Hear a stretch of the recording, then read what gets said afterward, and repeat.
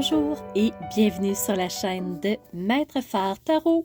Ici Nancy qui vous accueille pour une toute nouvelle vidéo d'analyse astrologique. Alors, ce sera la présentation de cette pleine lune qui est en approche de plus en plus.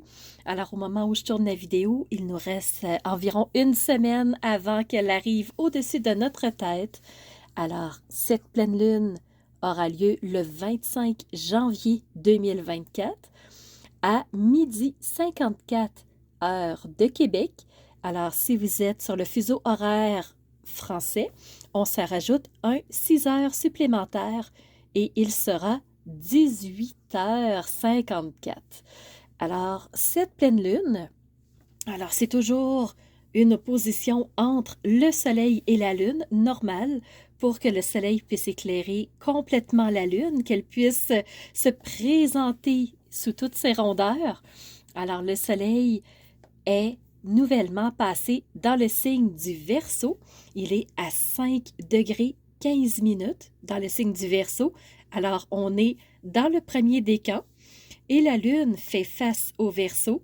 Alors, complètement à l'opposé, on parle du signe du Lion. Donc, la lune est en Lion, elle aussi à 5 degrés 15 minutes dans le premier décan. Alors, c'est ce qui met la table pour notre pleine lune. Et un signe Verseau, qu'est-ce que c'est? Ben, c'est un signe d'air. C'est un signe qui est plutôt rebelle, qui a tendance à vouloir puiser dans ses forces intérieures et oser affronter l'extérieur, qu'il soit en accord ou pas avec ce que l'on pense, pour faire avancer les choses. Le Verseau est un signe qui peut être original dans ses idées, dans sa façon de faire, parce que, justement, ce qu'il cherche, c'est l'évolution. Il veut faire avancer le bateau, le navire, et il passe des fois par des idées originales. Ça fait partie de la description de ce signe-là. Si vous êtes Verseau, peut-être que vous vous dites, ben, pas complètement, mais semble que je suis pas tant originale que ça, ou plutôt conformiste au lieu d'être rebelle. Alors, possiblement que vous avez des placements plus puissants ailleurs et que votre signe solaire est moins fort, c'est possible. Et pour sa part, le signe du lion, c'est un signe de feu. C'est un signe vraiment de puissance. C'est un signe d'expression. Le lion aime être sur le devant de la scène. Il aime attirer le regard. Il veut vraiment qu'on prenne le temps de le regarder, qu'on lui adresse toute notre reconnaissance, notre admiration. Et le lion, c'est un signe de cœur. C'est un signe qui... il écoute profondément son cœur et quand il a entendu le message, il fonce, il y va et c'est là où il s'exprime dans toute sa puissance et la lune, elle est dans un signe de puissance, un signe de feu, le lion. Alors la lune qui représente l'intuition, le subconscient, qui représente nos mémoires passées, alors la lune se trouve dans un signe expressif de feu qui cherche à s'extérioriser, à montrer vraiment qui il est, à briller sous toutes ses coutures. Alors, l'intuition va chercher à briller, à s'exprimer fortement, à prendre des mesures parfois complètement originales, différentes, pour être entendue. Donc, c'est vraiment la table pour cette pleine lune. Et on va commencer par regarder un peu les placements, comment les planètes sont placées. Je trouve ça très intéressant. Alors, outre la Lune qui est dans le signe du Lion, donc dans ma roue astrologique à moi, puisque je suis en Amérique du Nord, elle se trouve en bas.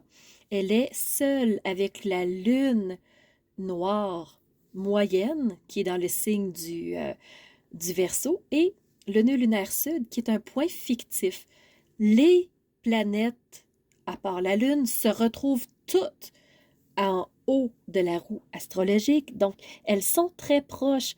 Et si vous regardez avec encore un peu plus d'attention, vous remarquez que la moitié des planètes qui se trouvent toutes dans la section du haut sont concentrées dans deux signes, le Capricorne Et le Verseau, avec ces deux signes-là ensemble, on a 5 astres. Ben, on a l'astre qui est le Soleil, le luminaire, et on a 4 planètes dans ces deux signes-là. Et les autres planètes sont regroupées dans 3 signes, un petit peu plus vers la gauche. Donc, on voit que c'est très dense, c'est très concentré. Alors, il faut s'attendre que quand la Lune va arriver dans ces signes-là, ça va faire beaucoup bouger les choses.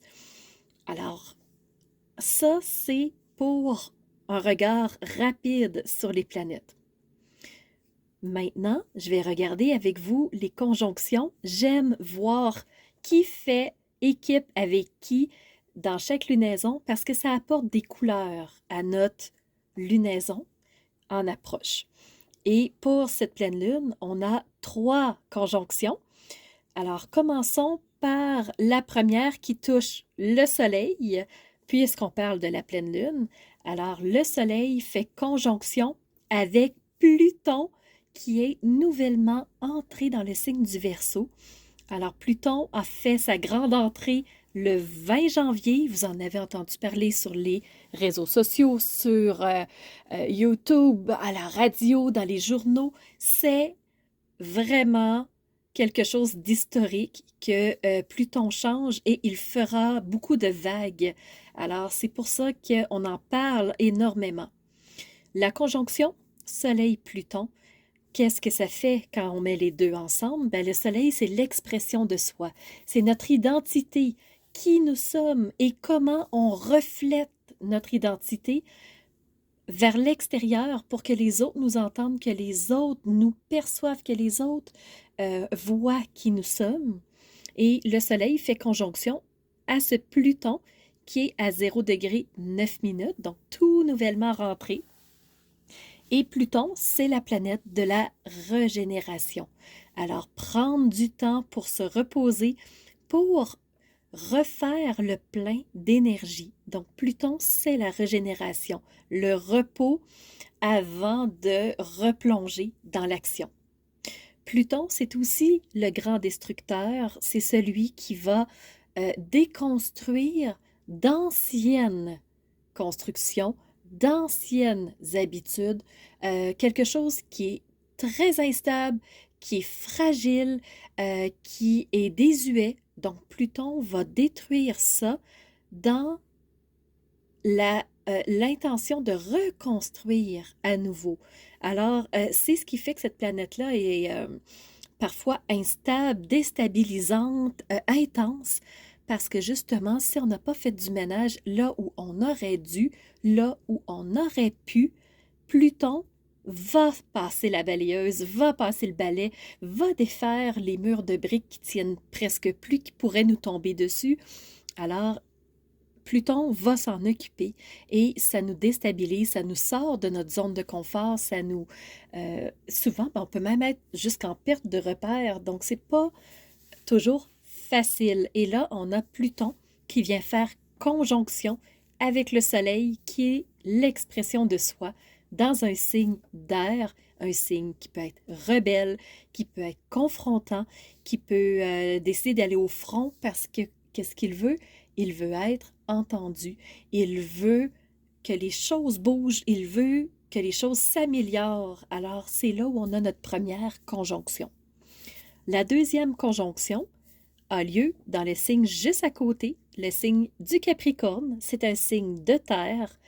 Et on a Mars qui est en conjonction presque parfaite avec Mercure.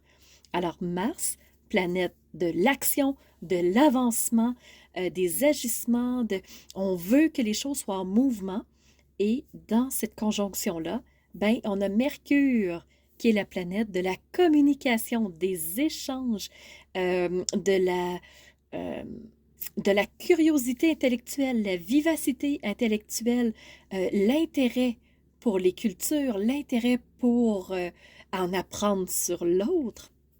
Alors, on a vraiment cette conjonction entre celui qui veut apprendre, qui est curieux, qui est intrigué, qui est vif d'esprit, et l'action en mouvement qui vient s'ajouter. Alors, dans un signe de terre, le Capricorne, qui est un signe d'ambition, qui est un signe persévérant, euh, qui peut être perfectionniste, oui, parce qu'il veut le meilleur. Et le meilleur, c'est quoi? C'est d'atteindre le sommet. Le sommet, c'est l'atteinte de son objectif. Alors oui, il est ambitieux, oui, il est travaillant, oui, il peut être euh, perfectionniste dans le but d'atteindre ses objectifs ultimes, ses ambitions. Donc, pour lui, le travail, c'est pas quelque chose qui lui fait peur. Et là, c'est la conjonction qui s'est rejointe dans le signe du Capricorne. Donc, ça peut se ressentir, cette action-là, dans le but d'atteindre son objectif. Et la communication, discuter, être capable d'échanger sur nos ambitions profondes. La troisième conjonction et la dernière que je vais aborder parce que c'est la troisième et dernière aussi de la lunaison, c'est dans le signe du Bélier, donc un signe de feu, on a le nœud lunaire nord qui est en conjonction avec Chiron. Alors, nœud lunaire nord, c'est un point fictif comme le nœud lunaire sud et il représente là vers où on s'en va. Cette nouvelle direction, ces nouvelles expériences qu'on veut vivre. Et le nœud lunaire nord fait conjonction avec Chiron. Chiron qui est la planète, c'est pas une planète, c'est un astéroïde qui représente le guérisseur du ciel. Alors, si je veux être capable de poursuivre ma route ou d'emprunter une nouvelle route, ben, ce qui va être important, ça va être de soigner les blessures qui, euh, qui m'ont été infligées, que j'ai peut-être en moi, sur moi physiquement, avant de pouvoir reprendre une nouvelle route. Alors, il y a des choses qui sont à soigner, il y a des choses qui sont à réajuster, il y a des choses qui sont à prendre soin d'eux avant même de pouvoir entamer cette nouvelle route-là. Mais cette conjonction nous montre que oui, il y a un intérêt pour cette nouvelle route. Il y a du moins pas plus qu'un intérêt. C'est vraiment, il y a une poussée, il y a une attirance pour une toute nouvelle route. Donc, nouveauté, nouveauté, nouveauté pour cette pleine lune. Ça se ressent, ça bouge énormément. Il y a de l'action, il y a du mouvement, il y a de la parole, de la communication, mais il y a aussi des choses qui doivent se défaire, se détricoter avec Pluton pour que la nouvelle route puisse se faire. Et tant qu'à être détricotée, qu'est-ce qu'on a? On obtient une pelote de laine et oui, le fil d'Ariane pour être capable de euh, pister notre chemin et reconnaître le bon chemin si on avait à rebrousser, si on avait à revenir, si on avait à chercher la sortie. Donc le fil d'Ariane serait accessible. Allons voir maintenant au point de vue des aspects. Je vais en aborder, je vais vous en mentionner au moins 4, mais je ne sais pas si je vais les présenter en profondeur, on verra, parce que sinon la vidéo va peut-être être longue. Donc, entamons tout de suite. Allons-y du point de vue des défis qui poussent sur nous, qui nous amènent du challenge, qui peuvent nous brasser, nous remuer pendant cette pleine lune-là. Ce sont les 2 T carrés. Il y en a 2 différents dans le ciel. Alors, le premier, c'est celui qui fait intervenir la pleine lune. Alors, on va en parler tout de suite. On a tout d'abord Jupiter, juste ici, qui se trouve en carré avec le Soleil. Soleil expressif, communication de soi, expression de notre identité, qui est en carré avec ce Jupiter qui représente la croissance, qui représente l'augmentation des choses, qui veut faire grandir toutes choses. Alors comme on a un carré entre le Soleil et Jupiter, ce que moi, ça vient me dire, c'est que on dirait qu'on est en confrontation entre je sais qui je suis, mais j'ose pas le communiquer, je sais pas comment le communiquer, ou j'ai peur des répercussions si je fais entendre ma voix donc, euh, devant les autres. Jupiter est aussi en carré avec la Lune. Alors, Jupiter qui habituellement fait croître les choses, mais là, il est en carré avec la Lune. Alors, la Lune va peut-être se faire bloquer au point de vue de l'expression des intuitions. Donc, peut-être que des fois, ça va être un petit peu tendu ou difficile de, d'entendre nos intuitions. Peut-être qu'il y en a qui vont tenter de nous dissuader, peut-être nous faire sentir que nos intuitions sont fausses. Alors, essayez de brouiller les pistes. C'est ce que je ressens pour cette pleine lune. Et bien entendu, un T carré se ferme toujours par une opposition. Mais ici, c'est l'opposition naturelle entre le Soleil et la Lune. Donc, je vais arrêter la présentation de ce premier T carré. On poursuit tout de suite avec le deuxième. On a des acteurs différents cette fois-ci. Premièrement, on a un carré entre Chiron et la conjonction Mars-Mercure. Alors, Chiron, le grand guérisseur du ciel, qui rentre en carré, donc en défi, avec la conjonction Mars-Mercure. Mars, l'action, Mercure, la communication. Alors, faire des actions pour atteindre nos objectifs, pour aller jusqu'en haut de la montagne, donc persévérance, dynamisme, focalisation. Mercure, qui est vraiment la communication, donc maintenant qu'on sait exactement là où on va aller, que c'est très clair, c'est limpide, on peut le mentionner, mais pourtant, il reste un carré avec Chiron, qui est le guérisseur du ciel.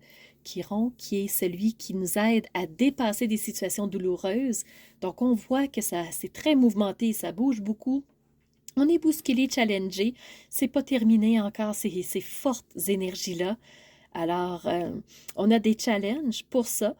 Et des fois, ben, il faut apprendre à se relever pour être capable de continuer. Mais pas que pour continuer plus fort encore par rapport à ce qui nous tient à cœur. On a aussi un carré entre la conjonction Mars-Mercure et le nœud lunaire sud. Nœud lunaire sud représente ce que j'ai besoin d'abandonner parce que des fois on traîne la patte, on ralentit, on a trop de poids, donc on est courbé, courbaturé.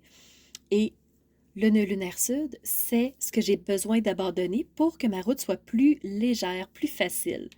Alors, on a un carré entre la conjonction Mars-Mercure et le nœud lunaire sud. Ce que ça veut dire, c'est pour faire des actions encore plus concrètes, plus pertinentes, être capable d'avoir un message, je vous dirais un message oral, encore plus clair, plus précis, ben, il va falloir être honnête sur ce qu'on a besoin d'abandonner, qu'est-ce qui est trop lourd encore sur nos épaules et qui nous ralentit et qui nous fait dévier de notre route. Et un T carré, on sait que ça se ferme par une opposition. Donc ici, j'ai l'opposition entre les deux nœuds lunaires, mais c'est normal parce qu'ils sont toujours un en face de l'autre, ces nœuds lunaires-là. Donc, ça fait le tour des deux premiers aspects que je voulais vous montrer, des T carrés.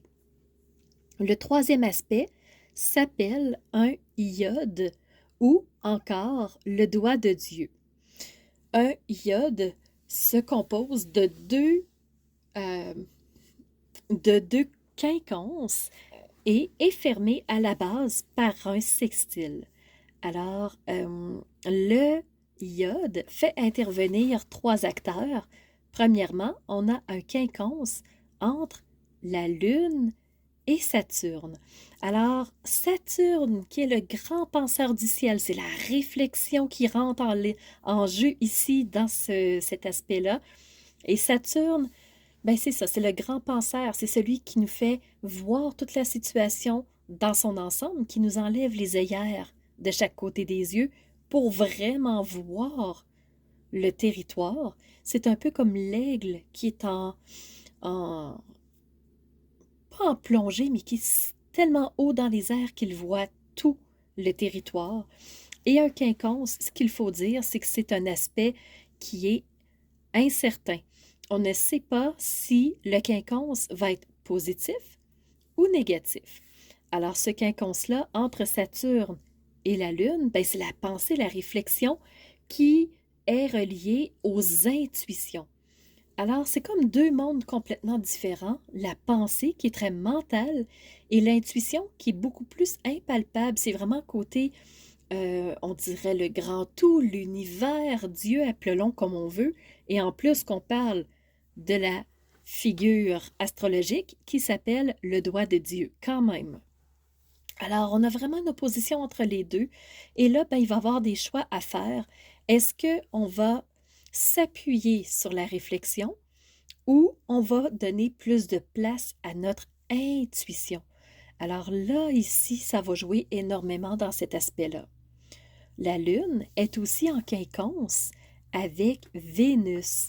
Alors la Lune, côté intuitif, qui est dans un signe vraiment fort, un signe de feu, qui est le lion, et qui est en quinconce avec la Vénus, qui représente l'amour, qui représente nos finances et qui représente aussi nos valeurs profondes.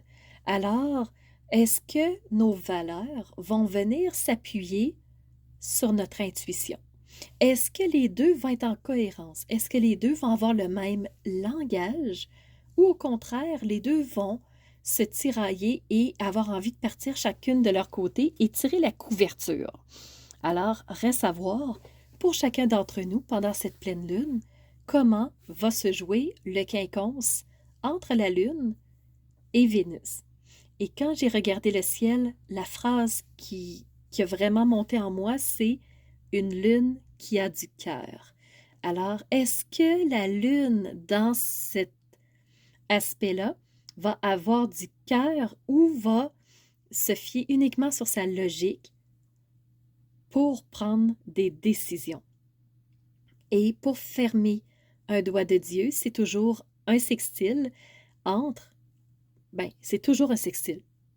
Et le sextile, il est entre Saturne et Vénus. Donc, logique versus le cœur, versus la passion, versus ce qui nous tient à cœur. Donc, on en revient encore à ce que je disais, mais par rapport à l'intuition, j'en parlais tout à l'heure, et là, ben, c'est par rapport à la logique. Donc, est-ce que ça va être... Tu sais, ici, ce que ça me dit, vu que c'est un sextile, c'est que c'est des bonnes énergies. Il n'y aura pas de tiraillement entre la logique et le cœur. C'est que les deux vont jouer ensemble. Les deux vont se soutenir une l'autre. Donc, j'ai hâte de voir comment notre logique, notre réflexion va venir appuyer cette Vénus, cet amour, cette passion, cette envie de vouloir faire plaisir, de vouloir aimer, de vouloir profiter en douceur. Donc, la douceur s'invite dans cette pleine lune avec Saturne et cette Vénus. Vénus va aussi avoir un deuxième rôle dans le dernier aspect que je voulais vous présenter, puis tant qu'à faire, j'en parle tout de suite, c'est le triangle mineur. Alors, Vénus forme un sextile avec, on disait, Saturne, c'est ce qui vient fermer mon doigt de Dieu. Et pour mon triangle mineur, j'ai deux sextiles et un trigone à sa base. Donc, on a déjà parlé du premier sextile, on va aborder le deuxième. Alors, c'est Saturne qui vient faire sextile avec Jupiter. Saturne, la logique, qui vient prendre toute son expansion et en prenant toute sa place, en prenant toute sa croissance, la logique va venir soutenir par la suite cette Vénus qui est le cœur. Alors, l'importance de ce triangle mineur pendant la pleine lune, à mon avis, aura un impact majeur, mais reste à voir si j'ai le pif ou pas. Et le triangle mineur se ferme par un trigone qui est la meilleure énergie du ciel. Alors, ce trigone entre Jupiter et Vénus. L'amour, l'amour, l'amour. On dit que l'amour gagne toujours, que l'amour, c'est ce qui fait germer toute chose. C'est l'amour qui fait naître la vie. Et là, ben, on a Jupiter qui vient souffler toute son expansion sur Vénus. Alors moi, ça me touche énormément. Je ne sais pas comment vous recevez cette analyse astrologique. J'aimerais beaucoup connaître votre opinion. Et si vous voulez me la partager en privé et non en dessous de la vidéo, c'est sûr que si on partage sur YouTube, ça fait bouger les algorithmes, ça leur permet de me propulser davantage. Mais sachez que si vous préférez être en privé, vous pouvez envoyer votre commentaire à info@commercialmaitrefort.com et je recevrai tous vos commentaires assurément. De mon côté, moi, en tout cas, je pense que on va pouvoir miser sur 2 belles semaines entre la pleine lune qui se forme le 25 janvier et la prochaine nouvelle lune en février. Et ce sera autour de quoi? De la Saint-Valentin. Alors, cette Vénus qui prend beaucoup de place, mais une place en douceur et une place dans le respect de toutes choses. Alors, moi, de mon côté, je vous remercie d'avoir été attentif, d'avoir été là, et je vous donne rendez-vous pour de prochaines vidéos. Je prépare en ce moment les 12 signes qui sortiront là, on est le 21 janvier, ils sortiront le 23 en vue de la pleine lune du 25 janvier. Donc, je vous embrasse et je vous donne rendez-vous pour la prochaine lunaison en février. Alors, c'est ce qui fait tour de ma présentation, point de vue astrologique. Alors, j'espère que vous avez aimé cette analyse-là. Si c'est le cas, n'hésitez surtout pas à mettre un pouce en l'air et surtout, continuez de vous abonner. Je vois qu'il y a beaucoup de nouveaux qui viennent me rejoindre. C'est vraiment... ça fait chaud au cœur de voir que ça montre, que les gens s'intéressent à ce que je partage comme information. Et n'hésitez surtout pas à me laisser des commentaires de ce que vous avez aimé, de ce qui vous a rejoint. Et je vous laisse aussi mon adresse courriel si vous voulez m'envoyer un message privé. Certaines personnes n'aiment pas laisser un message public que tout le monde peut lire. Alors, mon adresse courriel est info@commercialmaitrefort.com. N'hésitez surtout pas si vous voulez entrer en communication avec moi. Et sous la vidéo, il y a toujours mes services qui sont dans le petit plus. Alors, vous pouvez savoir quel est mon univers, qui je suis. Allez fouiller un peu plus sur moi. Et si vous avez besoin d'un tirage de tarot personnalisé, si vous voulez une analyse de votre carte du ciel de naissance, je peux vous faire ça avec grand plaisir. On peut aussi se rencontrer pour un coaching si vous avez besoin d'être guidé par rapport à un ou plusieurs domaines de vie pour faciliter votre route par la suite. Ça me fera plaisir. Alors, c'était Nancy de la chaîne Maître Fort Tarot qui vous offrait cette vidéo avec le cœur et n'hésitez pas à surveiller les réseaux sociaux. Vous savez que dans 48 heures, les 12 signes sortiront. Alors, on se revoit pour les 12 signes. À bientôt.